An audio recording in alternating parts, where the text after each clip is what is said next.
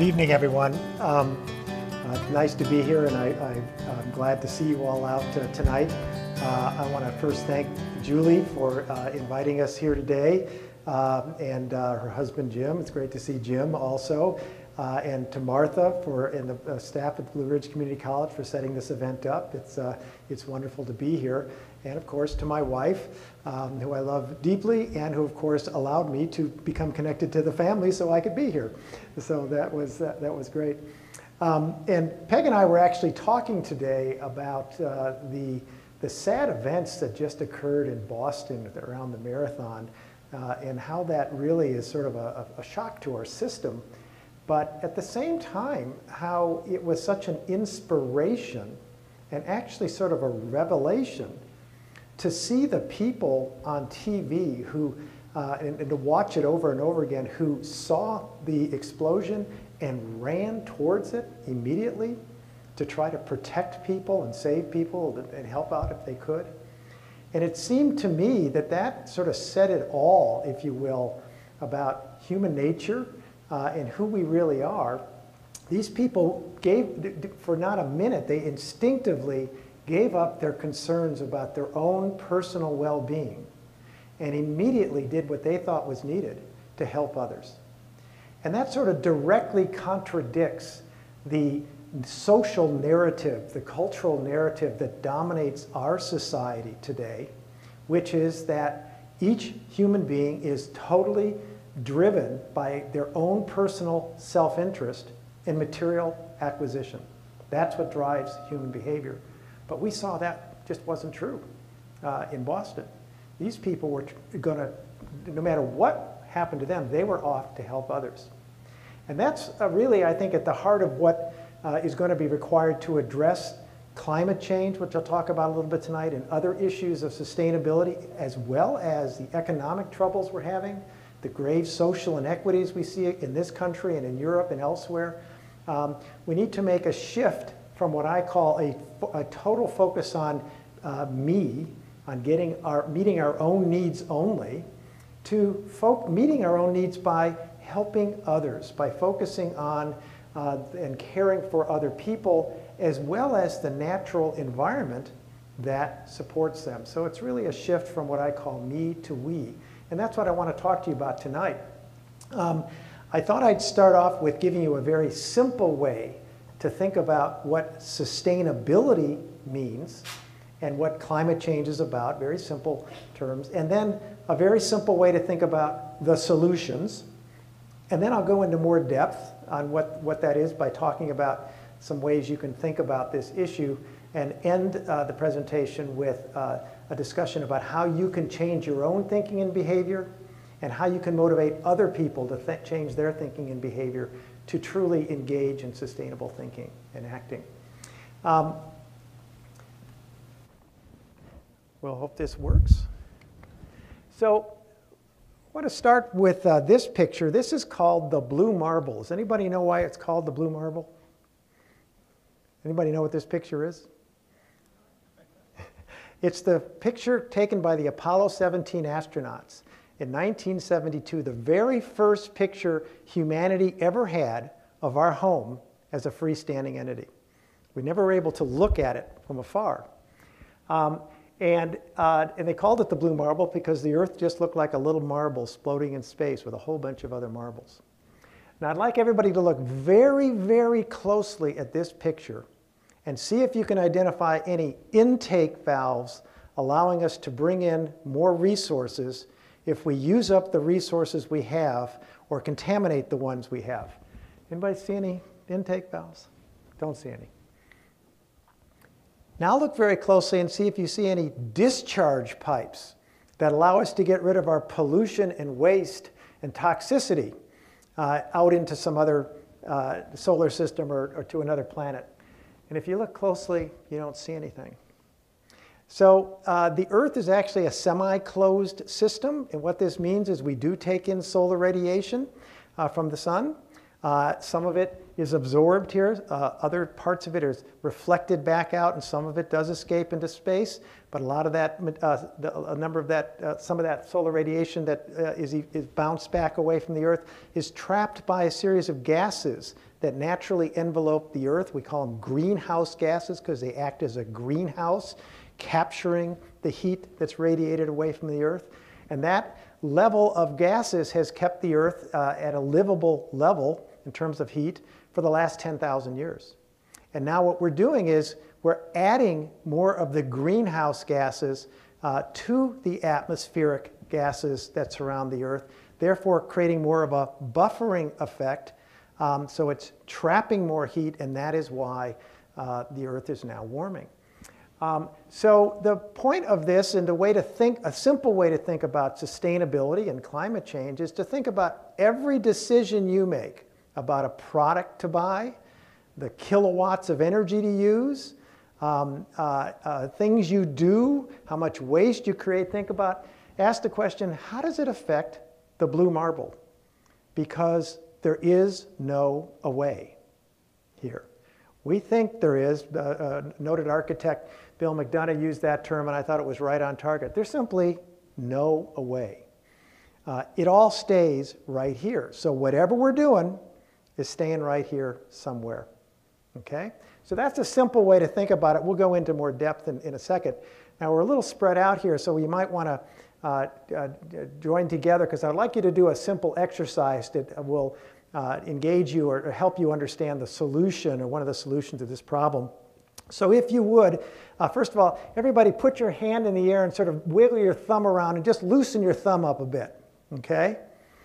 Now, I'd like you to do, if you're willing, some thumb wrestling, okay? So can you find a partner, if you're willing, and just clasp your hand together, and what I want you to do is see how many pins you can get in 30 seconds. Ready? How many pins you can get in 30 seconds? Go. Okay. Okay, so one for you. Two for you. Well, who's counting 30 seconds? Yeah, who's counting? You count? Thank you. That was fun. How many pins you can get in 30? Okay, we'll call that 30 seconds. All right. So how many did you get? Anybody want to share? Two. One. Three. I got Two. And anybody get a whole bunch more? Yeah, he did. Yeah, how many did you get? All of them. I gave them all to You gave them all? Okay, all right. So those of you who got one or two, what were you thinking this game was about? What were you thinking the goal was? Someone stronger than you are? Yeah, were you thinking about that this was a competition? It was about how much I could get and how much I had to win, and therefore the other person had to lose, right? And when you were getting as many as you could, is that what you were thinking, or you were just trying to cooperate together? I knew that he was going to, I had no chance. Oh, so you gave up. You gave in. Often when I do this, I find some people getting up at 80 and 90 because they realize, wait a second, he didn't say one person had to win or not. Now, it is sort of a sucker game because I gave the instructions quickly on purpose and let you go. But what happens is you realize that when you think only about yourself, your own goals, your own needs, you both lose in this sense. You got one or two pins, 3 or 4. But if you decide, wait a second, we can get more pins by just working together, and they just start going like that together, you can get 80. If we work together, everybody wins. Okay? And that's really what this shift from me to we is about. That as it relates to climate change, economic breakdown, and some of the other problems we're facing today, if we each pursue our own individual self-interest, which is what we're told to do, really, we will all lose. There is nobody that's going to win acting alone on climate change. Okay? We're going to have to all work together, cooperate together, and try to work these issues out so that everybody benefits if we're going to make this change. And so here's our greatest challenge today. We have to adopt a really effective cultural narrative and change the way we've traditionally been thinking about this issue, that it's not just about pursuing our own self-interest and our own material needs. It's really about shifting to a different narrative focused on meeting our own needs by helping other people meet their needs, and then shifting our economy and our social and economic systems from a take, make, waste system, as it's called today, where we take resources from the face of the earth, we mine materials, we take coal, we take other materials, we make stuff out of it for human use without really considering much of the impacts, and then we emit massive amounts of waste out the other end, much of which is toxic. And greenhouse gas emissions, these emissions, including carbon dioxide and other emissions that are going up in the atmosphere, are simply the waste product of our current economic system. It's molecular waste. So we have to shift from this take, make, waste system to what I call a borrow, use, return system. We need to realize that every time we extract resources, we have to borrow it from nature, we have to use it for human uses very carefully, and then we have to return it to the same resource base that we get it from without causing much harm. So that's a real big shift, and it's underway. In fact, I was in Asheville yesterday talking with the Blue Ridge Sustainability Alliance, all sorts of exciting activities going on there. I know there's some here in Hendersonville and all over the country. We're not starting from scratch. There's a lot going on. And I think we're on our way there. The real question is, how do we accelerate it? How do we really scale it up? And scale it up faster than the breakdown of the climate which is occurring, which is also happening very, very fast. So we have to make sure that this big shift happens faster than the breakdown of the climate, because we are now headed for a 2 degree Celsius temperature increase, 3.6 degrees Fahrenheit temperature increase, no matter pretty much what we do. The question is then, can we make this shift fast enough to cap it somewhere around there and bring temperatures back down to where they've been for the last 10,000 years? And that's going to be a big challenge, but I think we can do it. And what I want to share with you now is a framework that you can use for how to think about this issue and how you can work with others, your family, the organizations you work with, the communities you work with, to help make that shift. What I'm going to suggest is that there are 5 commitments you can make, or you can encourage the organizations you work with to make, to help them make this shift from me-focused thinking and behavior to we-focused thinking and behavior. These commitments, a commitment is important because it helps you shape how you think into a conscious choice. Your commitments are really a reflection of your priorities and your values. And we're going to have to make some very tough choices to address this complex issue, climate change and interconnected economic and social problems. So the more you think about this as making a commitment, the better off you're going to be. And the commitment is based on what I call a natural law of sustainability. And these natural laws I'm going to share with you, I didn't make up. They're just sort of the way the world is. And they are universal truths about how we humans must interact with each other and with the natural environment today if we're going to manage climate change, keep it at a manageable level and bring it on down and address our economic and social problems. I'll explain these as we go through, but you've all had a busy day already. I'm sure you're a little tired, so why doesn't everybody take a deep breath and just relax a bit? Just take a deep breath. And then take another deep breath. In addition to relaxing, can somebody tell me what you just did? Go ahead. You breathed the air? What did you actually breathe in the air? That's right. You breathed in oxygen and you exhaled what? Carbon dioxide. Okay? Most of us don't know, don't realize, or don't think about it much, that it is oxygen that actually is the key to life. It's not the food you eat, the water you drink, it's oxygen that actually metabolizes that material and turns it into energy and allows you to move. Oxygen is also what detoxifies your bloodstream. If you don't think oxygen is the key to life, I invite everyone to hold their breath for the next 3 minutes. Okay? Not going to work too well. You can live a long time without food and water, but not without oxygen. Now, how many of you can tell me where this oxygen came from? Plants? Where?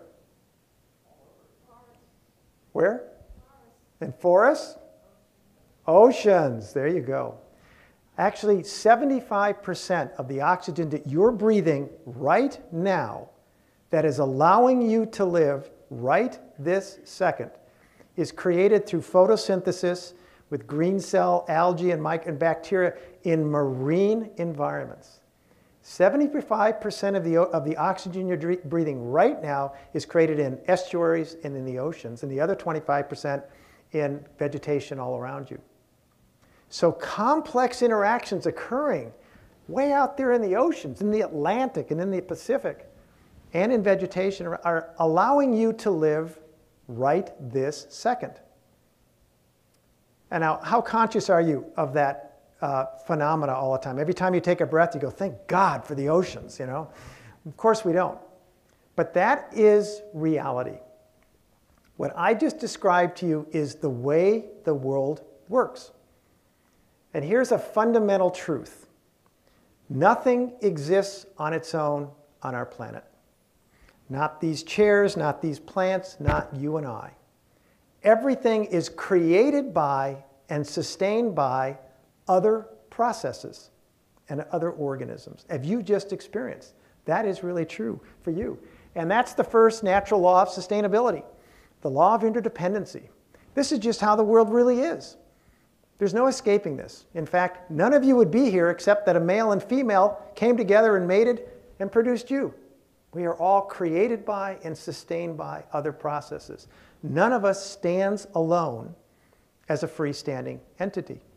But if we think we do, if we think we're all alone, that we're freestanding individuals, nobody affects us, nobody helps us stay alive, then we're likely to do more harm than good.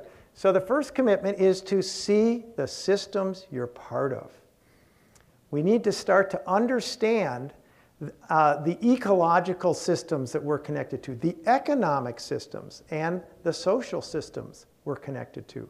And by the way, the ecological systems of the world allow us to be here and live, but it's the social systems that give our lives meaning.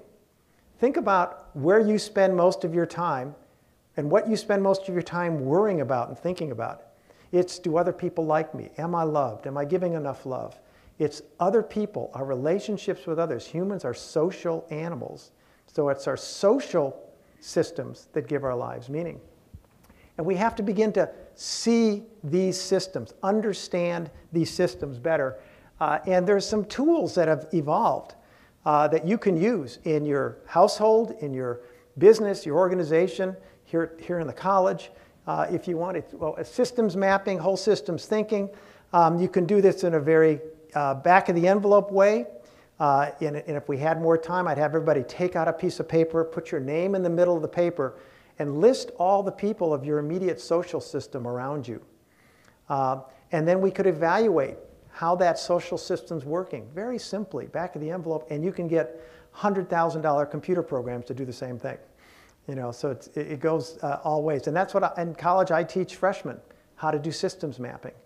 You'll never know all of the systems you're part of, especially the ecological systems, because they're layered on top of one another. But the more you begin to draw systems maps, the more you begin to think about, wait a second, what is the true context in which I exist? Then the more effective and more aware you're going to be as time goes.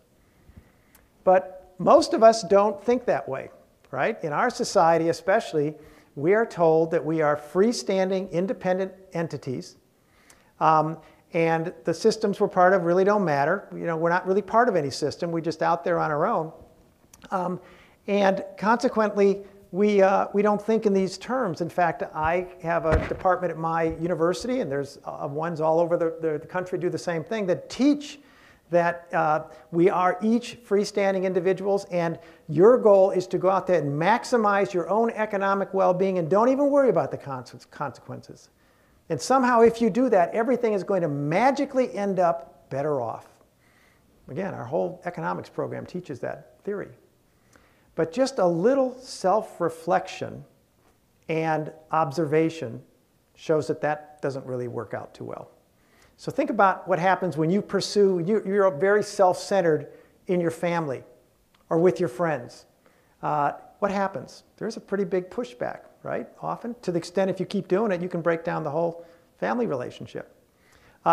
Think about what happened in 2008, 2009 when the financial industry in our country pursued their own economic self-interest without concern for the broader interests they were a part of. In fact, forgot that they were part of the global economic system and collapsed the whole global economic system. And we humans here in the West, especially, and US in particular, have been pursuing our own economic self-interest by burning fossil fuels, forgetting that we're connected to the climate system that allows all life on Earth to exist, and we have disturbed the climate system. So this leads to the second natural law of sustainability, the law of cause and effect. Everything we do, every word we say, every product we buy, every kilowatt of energy we use, every technology we develop, every policy we adopt has an impact somewhere, at some point, in some time on someone. And this leads to the second commitment. If we're going to address issues like climate change and economic breakdown, et cetera, we have to begin to try to account for all of these impacts that we're having on the systems we're part of. Okay? And it seems overwhelming to do that. But there are tools that you can use to do that also that are emerging. Fishbone diagrams are a real simple one. Think of a fish, a skeleton of a fish, and you put an action where the head of the fish is, and then you move backwards and imagine that there's all these ribs of the fish, and you put down a potential consequence of that action. And you just start listing them backwards. That's what we do with students. Again, you're never going to know all the consequences. Sometimes there's unintended consequences that you never could have imagined. But the more you do this, the more your awareness grows. But what you're trying to understand is, what are the consequences of my actions or my organization's actions or our community's actions on the systems we're part of? So you first have to understand your context, then you begin to assess what the impacts are. But of course, it's not something we normally do, but the more we can do it, the more our awareness will grow. Now I'd like you to take a journey with me, okay? I want you all to imagine that a genie has taken you away suddenly, come in, swooped in, and taken you away from your daily activities in your household, your job, whatever, and made you the most powerful decision maker on Earth, okay? At your fingertip is any information you want, and whatever you decide is going to have an impact all over the Earth. Can you play along with me on that? Now, of course, there's a catch to this. There's always a catch to these things, right? This genie has also given you an incredible form of amnesia. You can't remember your name, where you live, what your nationality is, what your religion is, what your financial status, whether you have kids. You can't remember a thing about yourself. All you know is whatever you decide is what's going to happen. How would you make decisions under that circumstance? Anyone? Throw out some suggestions. How would you make decisions? You're the most powerful decision maker on Earth, but you don't know who you are. Anybody want to take a shot? Go ahead. Well, I would look around me wherever I was and see what's around me and who's around me and what I'm in, what culture or environment I'm in right there. So you try to see the systems you're part of, if you will, to use that buzzword. Where am I? What's the context? Okay. I heard another suggestion. Somebody else? No, I said it might be good you don't know who you are, because then you could step out of your own opinion and look at a bigger picture. Okay. Yeah, so it might be a good thing. A lot of us forget who we are half the time anyway, right? So any other thoughts, suggestions? You're the most powerful decision maker on Earth, but you don't know who you are. How would you make those decisions? I look around to see what needed to be done. Okay. All right.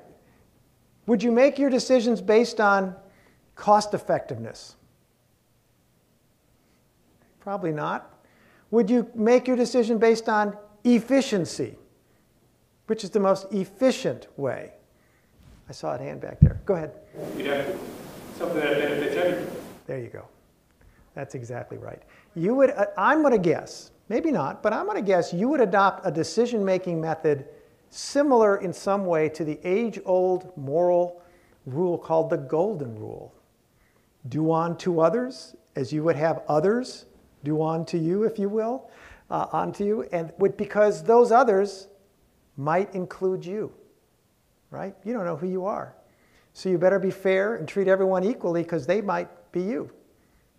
Now, this sounds like an absolutely impossible scenario I just described for you. That can't happen, right? You know, although some of you would probably like to be the most powerful decision maker on earth, and it'd be a good thing if you did, for those in the room. But it sounds pretty improbable. But what I just described is actually the nature of the world we live in today. When we drive our vehicles, when we turn on our lights, when we buy products, we are generating greenhouse gas emissions if we're using coal-based energy, for example, or oil and gas. And those emissions are going up into the atmosphere and affecting the climate that affect people in Europe and China, in Asia, and they don't even know we're doing it and affecting them. And vice versa, they're doing the same thing. They're burning coal like mad in China. That's affecting us here. They're making that decision. It's affecting our lives and our kids' lives, and we don't even know it's happening. And so we're in a very different era now. This was not true 50 years ago, but it is true now that we have globalized environmental problems because climate change affects everybody. It's not just climate change, though. We've globalized ocean acidification, which is actually caused by the same issue, carbon dioxide in the atmosphere being sequestered or captured in the oceans. And the only reason the Earth is not warmer even yet, the surface temperatures are not warmer, is because the oceans have been absorbing most of the CO2 so far and consequently getting warmer themselves, not the surface temperature, but that's about to catch up to us. We're in a very different era, and we have to think in a different way.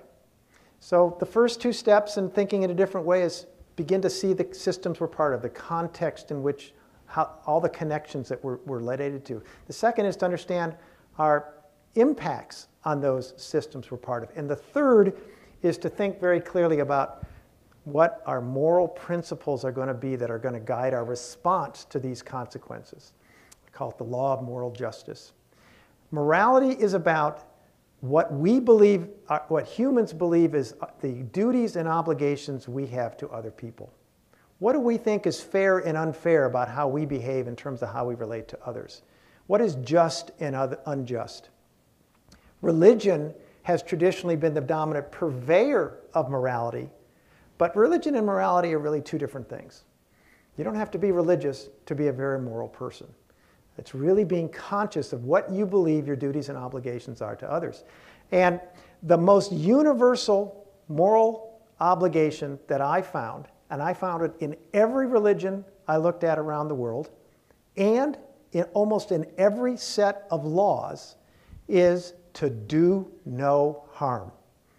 That's the starting point, right? You all hear the old saying, if you can't do good, at least do no harm. And that is the third commitment required for the shift from me to we. Adopt a universal moral and ethical principle to do no harm. And this is actually a pretty big task, right? It's about us personally thinking about our own behaviors, our own action, and what the consequences might be, and how do I begin to minimize those. It also is at the social level and at the political level. So at the political level today, there's a fight, if you might have heard something called the Keystone Pipeline, about taking tar sands from Canada in a pipeline and shipping it across the US to Texas, where it's refined and sent to China and other places. If we actually build that, it's likely to create a tremendous amount more of damage to the climate because it'll open up tar sands to a very polluting form of oil even more and allow that to get out into the marketplace even more. So we have to do less harm by not approving projects like that, okay? And most of the work, I work with a lot of public and private and some nonprofit organizations on sustainability and climate change issues. Most of the time, I see organizations focused on this principle, trying to do less harm. So we're trying to reduce our energy use by 10 or 15%, or reduce our waste, by 10 or 15%, by recycling more, et cetera. Very, very important to keep that in mind, that that's a goal. And there's some tools and strategies that have emerged from that, to become carbon neutral.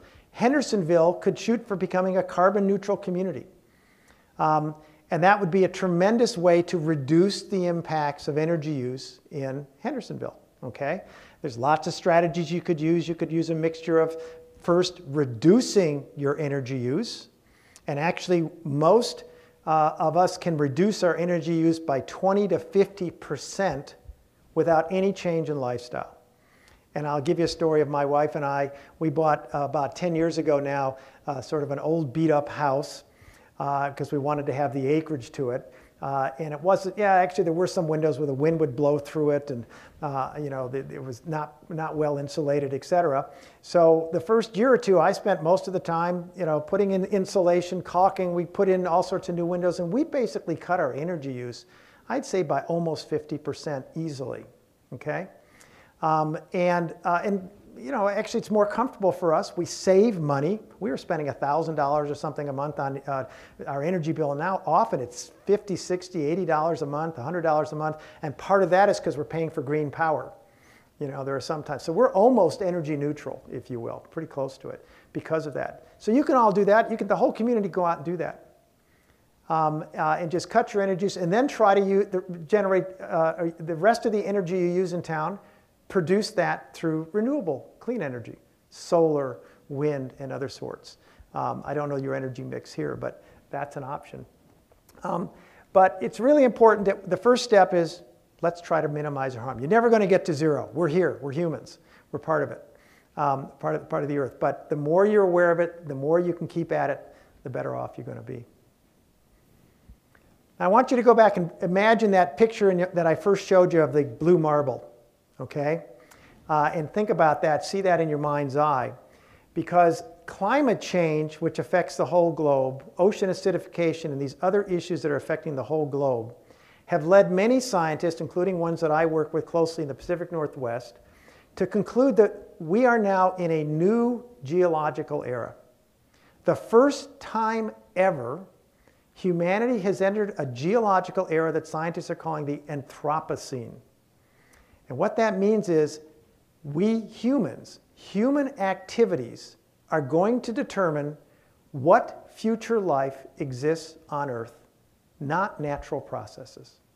Natural processes will play a role, but how we respond, and if we respond to climate change, how we respond to ocean acidification, to the breakdown of biodiversity, how we manage our economy, how we manage social equity, because we're not going to address climate change or the economic issues unless we actually even up our social equity to a great degree.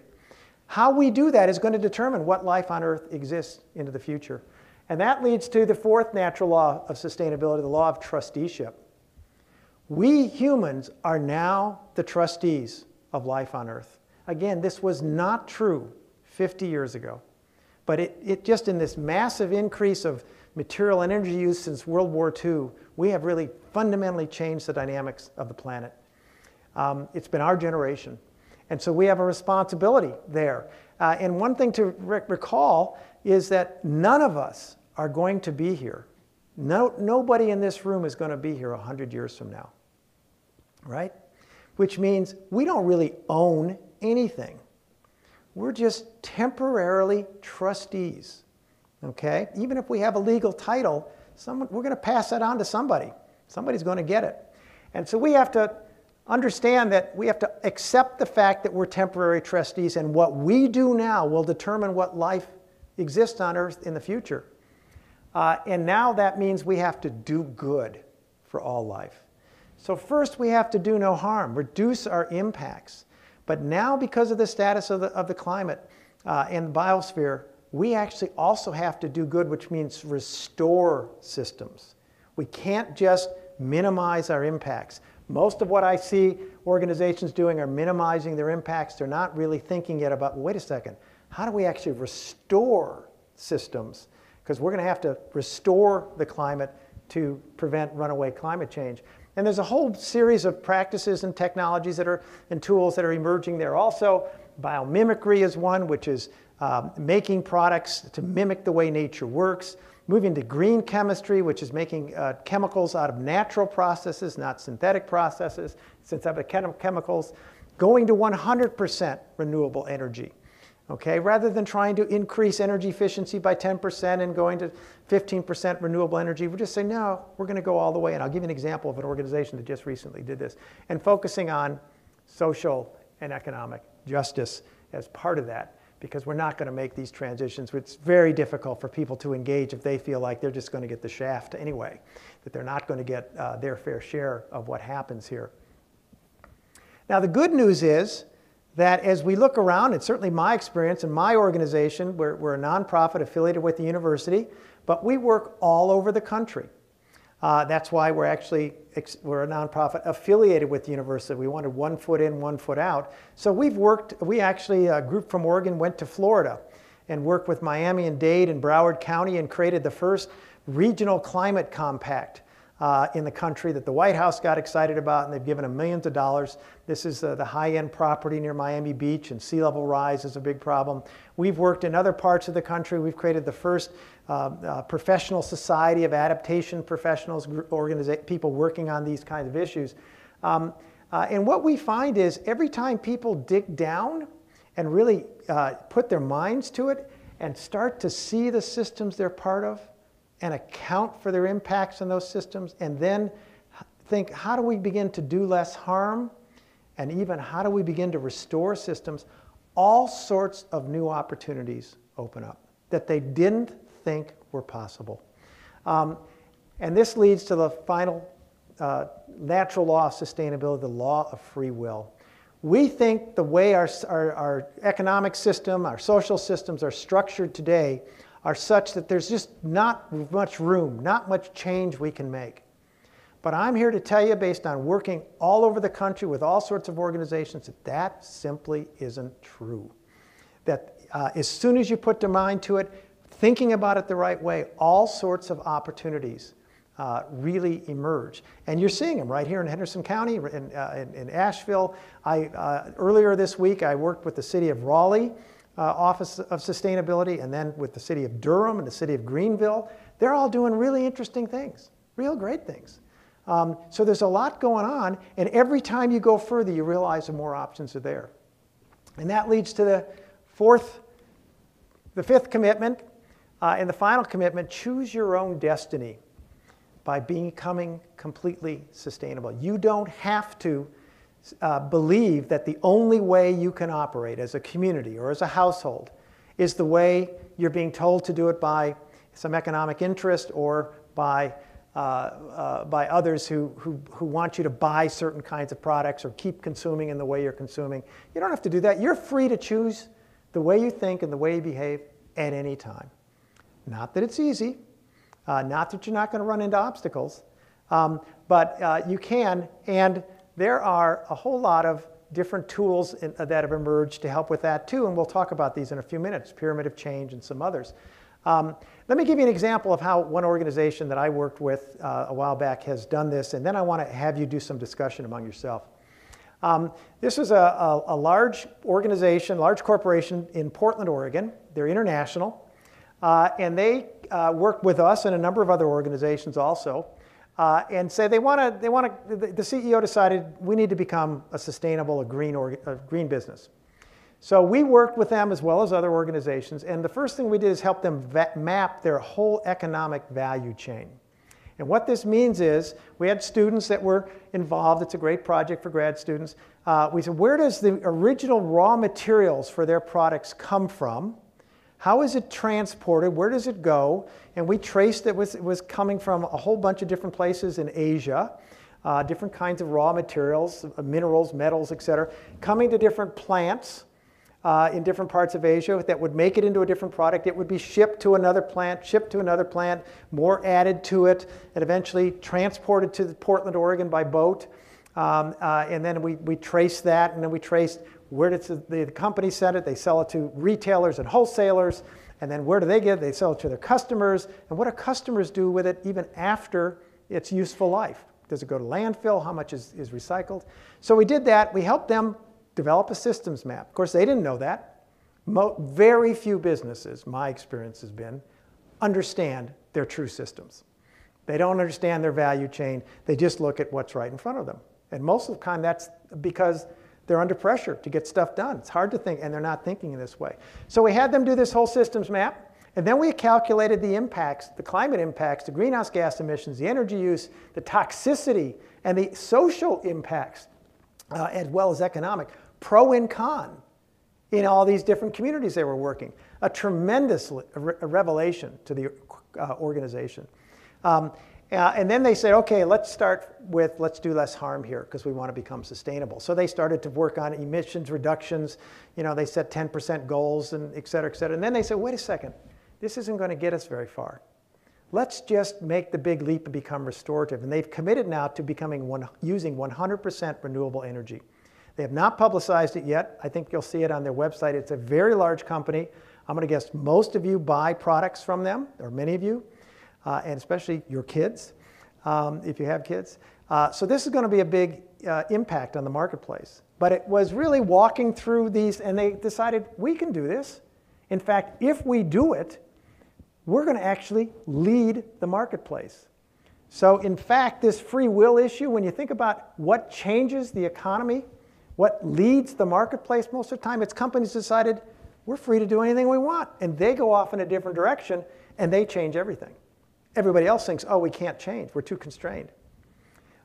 So this is a good example. So what I'd like you to do for just a few seconds, again, if you turn to a partner, you don't have to turn to a partner that was the same one you thumb wrestled with, but just do a few seconds of evaluation.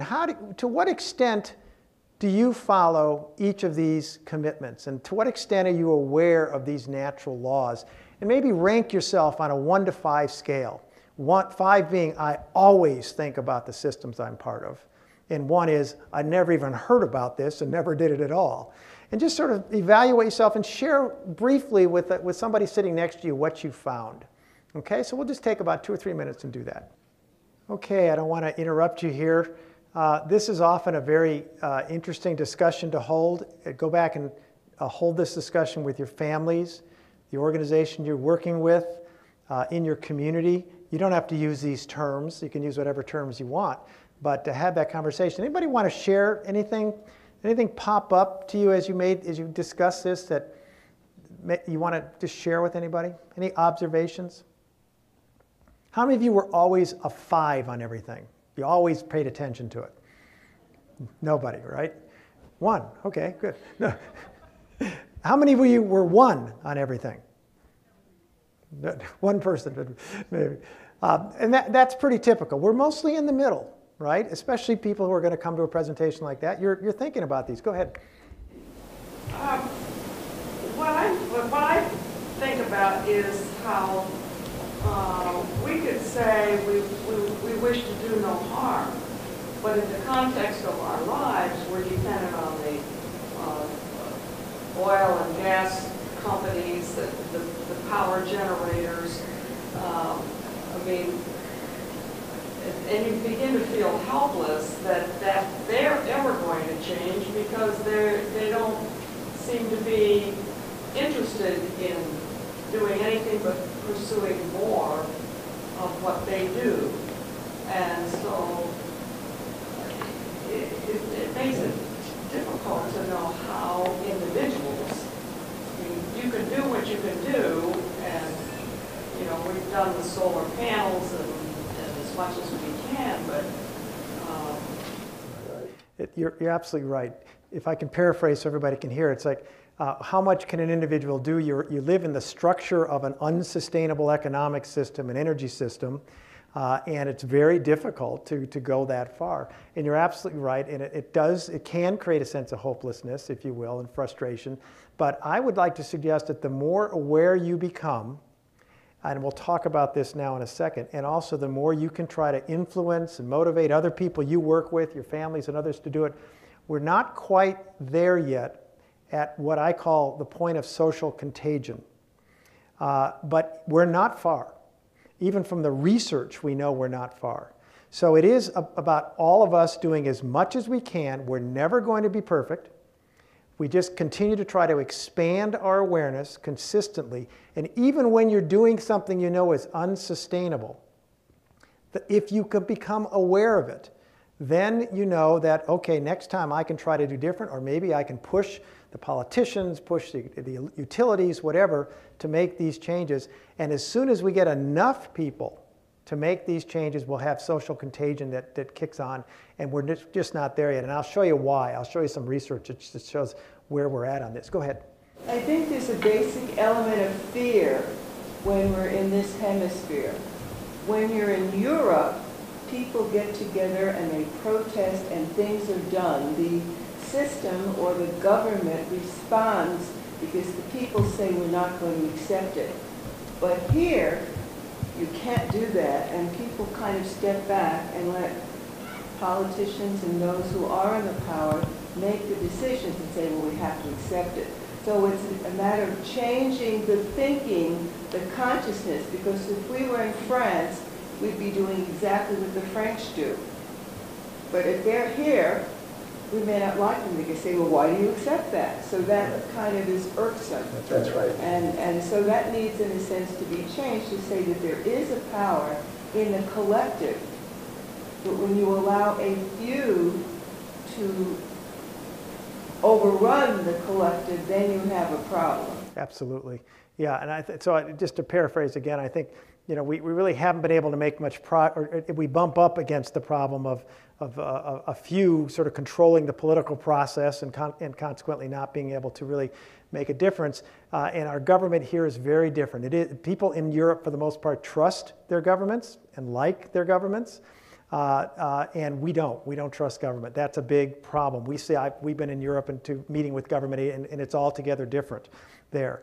But that's what I mean. We have a bigger hurdle to climb, but we have to create the social contagion, if you will, to really put the pressure on folks to do that. And that means we have to go out and get everyone we can engaged in this issue. So I'll take one more question, and I want to talk about how we can actually create that change. Go ahead.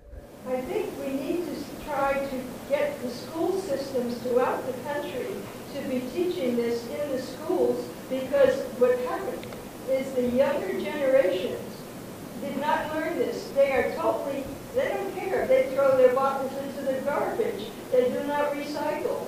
Even in the households where they're told they need to do it, they don't do it. And if you could get the kids to believe that they must do it and it's important for the life of the planet, they would then make their parents do it. Right. I completely agree. I think the more we can focus on education as a starting point, it's very, very important. In fact, most of us, looking at the ages of most of the people in here, we're going to have some pretty serious impacts from climate change, but it's our kids that are really going to be the ones living with this issue. So the more we can help them, they're going to be the ones that have to solve this problem, if you will. So our job is to provide the platform for them to act from. And let me just say, because of the work going on in Europe and some other places, I'm actually very optimistic that we're going to address this issue. We're going to have some bumps and bruises because we're going to get close to 2 degrees Celsius increase. But we, humans, always respond late to crisis like this. But when we do, we rally. In fact, Winston Churchill once said of Americans that Americans always do the right thing after every other option is looked at. And I think that's exactly where we're at. It's just such a big thing. We can't imagine this is really happening. We've got these economic interests that have sort of locked in the fossil fuel companies and others, oil, gas, et cetera. And so we're going to respond late, very late in the game, but we will respond. And so the more we get some of these things going now, we have the platform for the changes we need to make when we're ready to make it. Let's talk about how we can start to make some of this change. And one way to think about change is through a pyramid. Okay, the pyramid of change. At the top of the pyramid are the results we want to achieve. the financial results, the economic results, the social, the ecological, or the psychological. Do we like people to be like working here or living here in this community or not, et cetera. And below those results are a set of actions that we take, right? Behaviors, practices, technologies we adopt, policies. And this is where we spend most of our focus.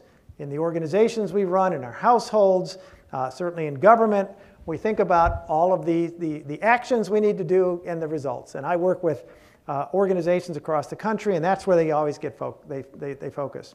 Okay? Is that true? Do you relate to that? Okay, that's what you've done in your lives.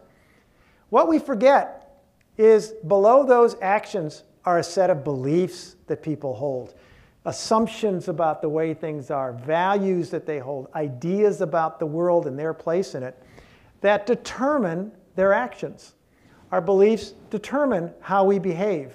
We do certain things, we behave in certain ways and not in others because of our beliefs. We develop our technologies in certain ways and not in others because of our beliefs. We adopt certain policies and not others because of our beliefs. Okay? So our beliefs really are critical, and below those beliefs are a set of experiences we've all had that shape our beliefs. Many of our experiences happened at age 1 to 3 months, or researchers say even in the womb, and you don't remember them, but they shape our world completely. I worked for the first part of my career as a counseling psychologist with troubled youth and their families, and they'd come in to see me because things were not going well. And often what it took was digging up, helping people surface the experiences they had as young children and the beliefs they now held about the world, and ask them to test those. Are they still true? Are they really valid? And that was the way you'd help people sort of begin to think and act differently. They had to go back and surface why they believe certain things because of the experiences. But it's also true about the experiences we have now, right now, in your organizations you work in your communities, et cetera. Everything that happens around you is really an experience that shapes your beliefs. So going back to this organization I was talking about in Portland, it's really made this big shift. And beginning to make the big shift. They just started it about 9 months ago to a year ago. We went through this same process with them. We said, what are the results you're getting? And they calculated everything. Of course, all they were looking at is their own facility, firstly. They weren't looking at their whole value chain. Then we said, what actions are you taking that are producing those impacts? And they identified all the different things, their packaging, et cetera. What do you believe? What do the people believe here about the way things should be? And then it took a while. It's good to do this over a couple glasses of wine or beer to relax people, and to have some good comedians telling jokes while you're doing it. They said, well, what we really believe is that we're told that the lowest cost bidder is what we buy, product, our procurement policy, that efficiency and productivity is the top thing. Selling more product is our number one goal. Et cetera, et cetera. So, okay, that shapes, tells you why you're doing certain things and not others. And what kind of experiences have you had in the organization that shapes those beliefs? And one of the experiences that popped up, finally somebody said, the CEO flies around in his own private jet. For me to believe, he said, that we're really committed to sustainability is nonsense. That was an experience that he had that shaped how everybody saw the world. It's not a serious thing. So, they're not about to really engage in a whole bunch of stuff to make a bunch of changes. So if you really want to make a change and engage in sustainability here in a meaningful way, you really have to get down to beliefs and values. You have to focus on all 4 elements of the pyramid of change. You have to do actions, but the more you can put in solar panels as an example, not just to put in the solar panels, but to help people have an experience where they learn about renewable energy and what carbon dioxide is produced by carbon-based energy, fossil fuels, that help them shape their beliefs, then you start to get much more change. And when I work with organizations, what I find is they quickly engage in sustainability activities, they increase their recycling, and they do some efficiency and renewables, and then they sort of plateau. They can't figure out where else to go. That's usually when we get called in. And it's because they are stuck on the top of the pyramid of change. They haven't really engaged people in examining their thinking and beliefs, and they haven't provided new experiences for people to help them change their thinking and beliefs. So the more you can do this, the more you can focus on the entire pyramid of change, the better off you are. Anybody, does that make sense? Can anybody imagine doing this? Have you done this in, you might not call it the same thing. Anybody have an experience of doing something like this in an organization? Or can you imagine how you could do it in an organization? Anybody want to share anything? It's a very powerful experience, and the way you do it is you start with current status. What are we producing? What are our actions? What are our beliefs? What are our experiences? And then you make a second order list. If we really wanted to become a truly sustainable Hendersonville, or a truly sustainable organization X, whatever it might be, what would the results be we wanted? That's what we asked this organization. They said, well, we wouldn't produce any, the organization I was describing before, we wouldn't produce any greenhouse gas emissions. Okay? We would actually have no waste. Everything would be recycled. Or go back into nature without harming nature, be biodegradable. Okay, what actions do we need to take to produce that? Well, we need to completely change our packaging process. We have to change our products, blah, blah, blah, blah. How do people need to think in order to support and engage in those actions? Well, they really need to think about whole cycles and systems and all those kinds of things. And what experiences do you need to have? And they started to identify, well, we have to have people talking about each other. We have to engage them in mapping their own unit of their organization in terms of how they affect others. So then you put those two lists side by side. Here's what we're doing now. Here's where we want to be. And you ask, what should start, what should stop, and what should continue? And then you do what every good organization is good at, create a strategic plan to make the shift. And it's a very, very powerful experience. I'd encourage you all to think about it. Think about it in your community here, how you can engage. You don't have to use this exact model. You can call it something different. And you just be aware that you should never hit the second order change you imagine. You'll never get there. And the reason is, as soon as you start shifting in this direction, you'll learn a tremendous amount. And you'll turn around 6 months later and look at this, and you'll know so much more to look altogether different. So it should just keep changing as you go forward, but it provides you a way to understand. And many organizations use this. This is called backcasting or ends planning, if you will, but they only do it for the top of the pyramid of change. What actions do we want and what results? They don't realize if you really want a fundamental change, you better zero in on assumptions, beliefs, and experiences. So I want to wrap up here. Thoughts, questions before I move on? Just very quickly to talk about the fact that we all go through different stages whenever we change our thinking and behavior. And your job, if you're trying to motivate somebody else to change, or if you're trying to motivate yourself to change, is not to try to get all the way, to the defending stage. That is to say, well, you're always doing the different action. If you're just thinking about it, if you're deliberating, you're in the deliberation stage of change, your goal is just to move to the next stage of change. And the stages are, we start off completely disinterested. We have no idea that we should change or it would be better for us to, and then we open ourselves up to the possibility. We say, well, maybe I should, maybe I shouldn't. We're deliberating. And in deliberation, what we're doing is weighing the pros and cons. Sometimes it's unconscious. And generally, the research shows that people have to see 2 benefits for every 1 downside of any kind of major change. It's got to be a 2-to-1 ratio. And when you think about it, it's sort of obvious. If the benefits of a major change and the downsides are roughly equal, better to dance with the devil you know than the devil you don't. And if the downsides are greater, of course, you won't do anything. So there's got to be a substantially greater amount of upsides. And if you decide that, you move to the design stage, which means you create a plan, right?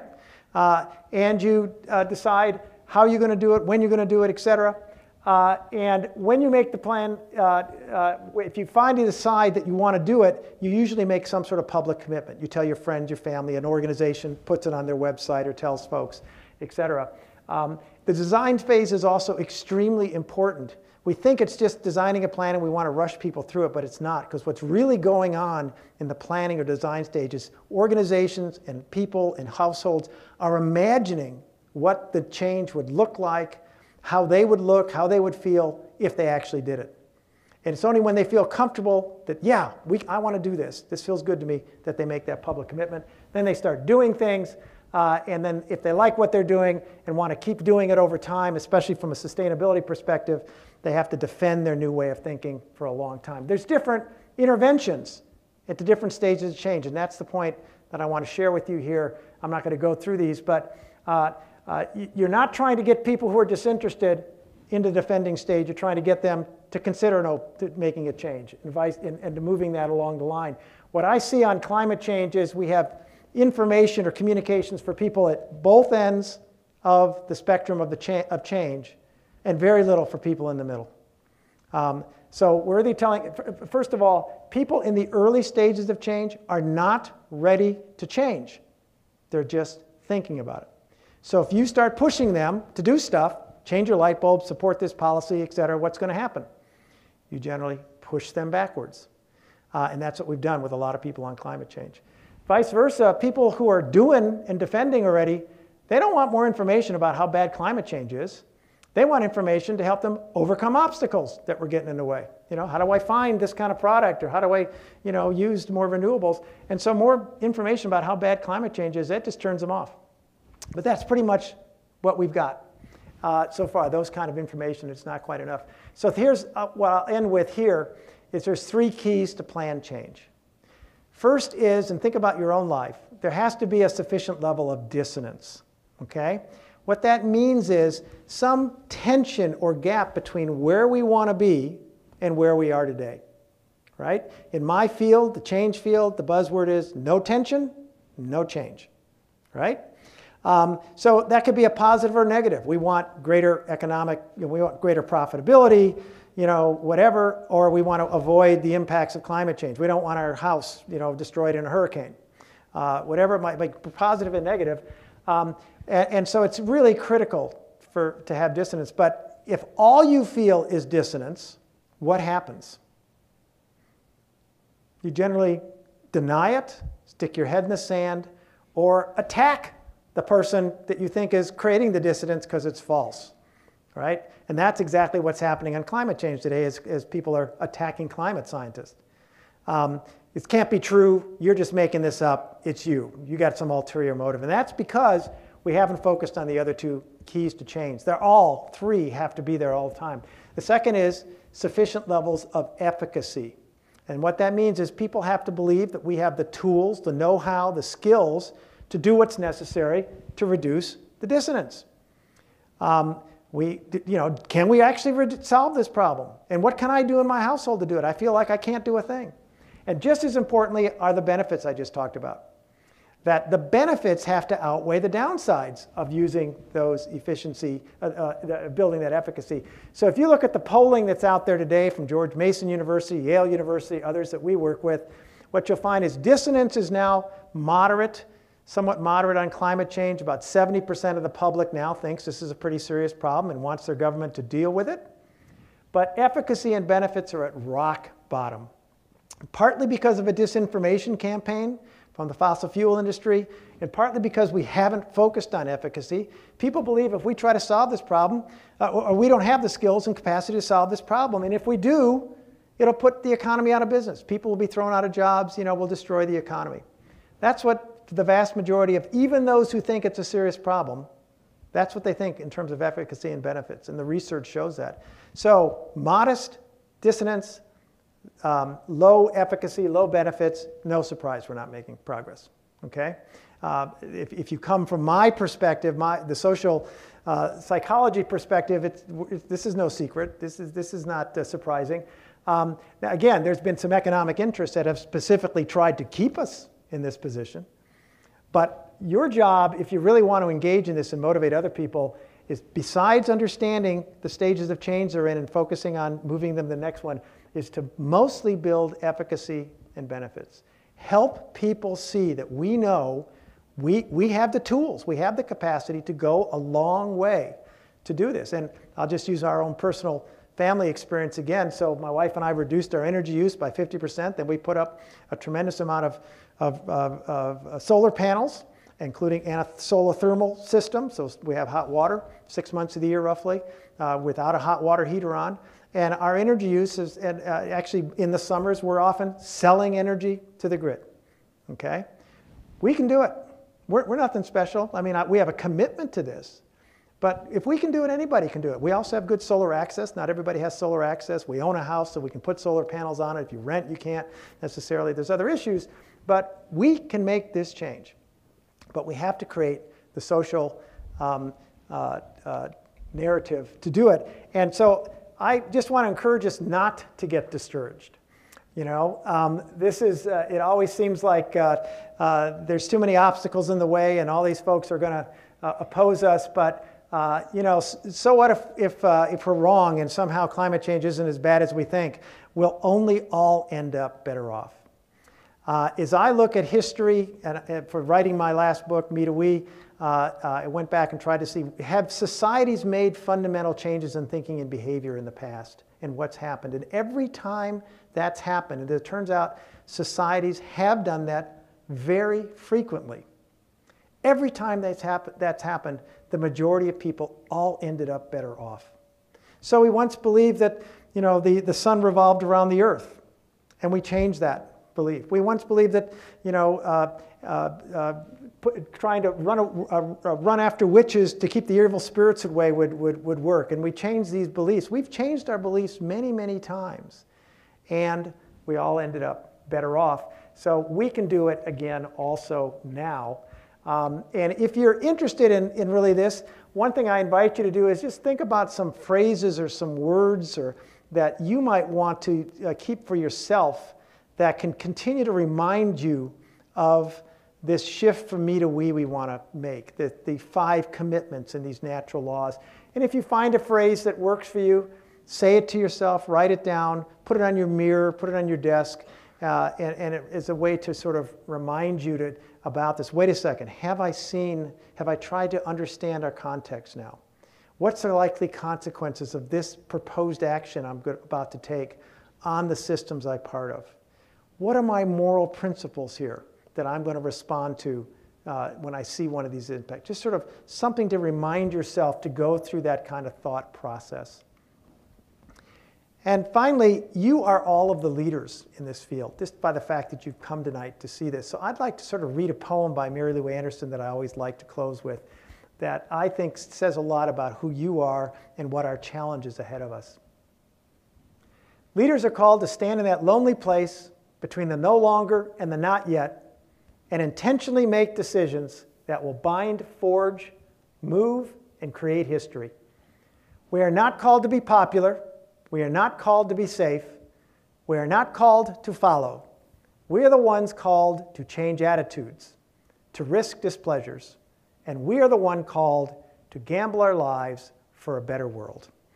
And that is all of you. You're all the leaders out there, and I wish you the best on your journey to sustainability. Thank you very much.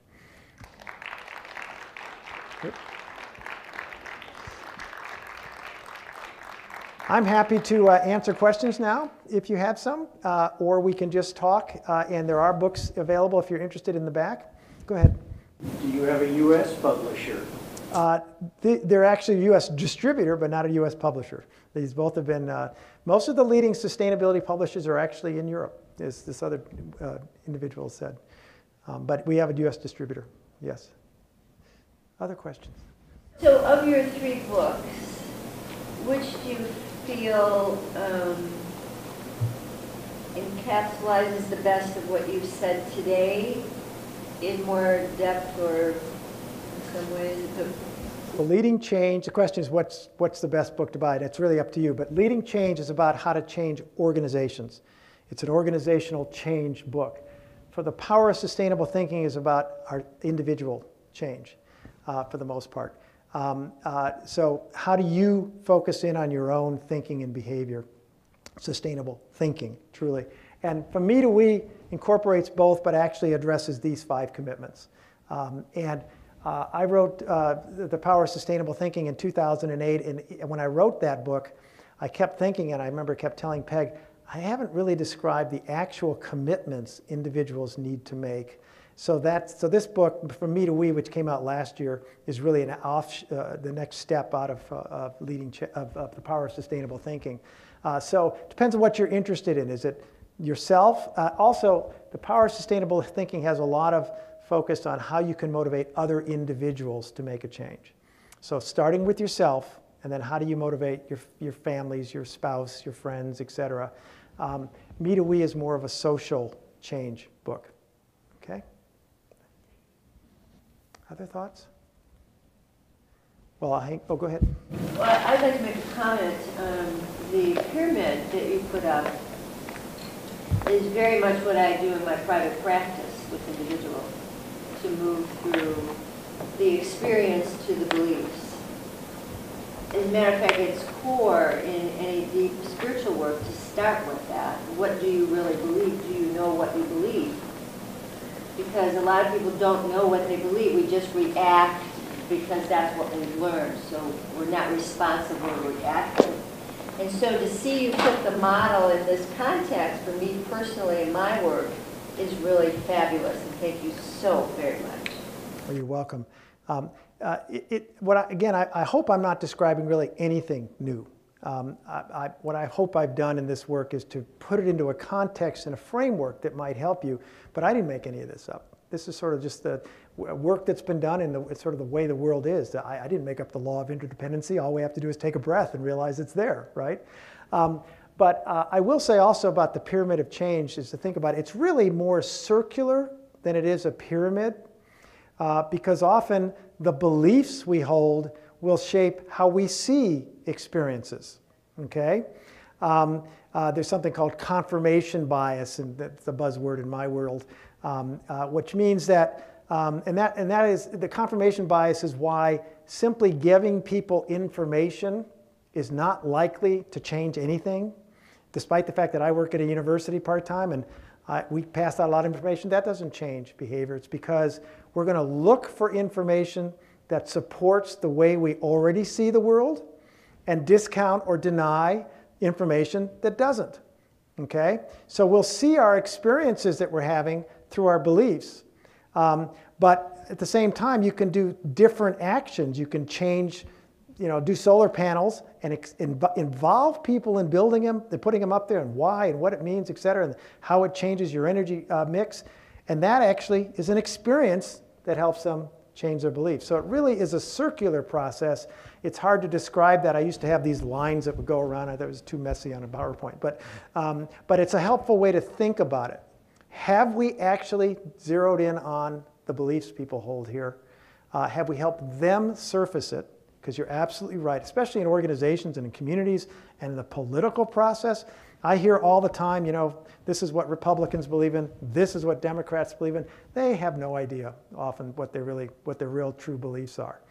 It's the political rhetoric, the ideology, and ideology is not necessarily the same thing as beliefs, if you will. Ideology of free market individualism, if you will. What are the beliefs below that? The beliefs below that might be the world's a tough place, every person for himself. Those are the real beliefs, and it comes out as a political idea. So the more you can help people surface that, you don't necessarily there to change that. Just helping them surface that and think about it and become aware that that's what's driving your behavior often is enough to help people decide to do something different. Very powerful. Any other thoughts? Well, thank you all for coming this evening. I'll be out there if you want to chat a little more, and I wish you all the best on your journey to sustainability. Thank you.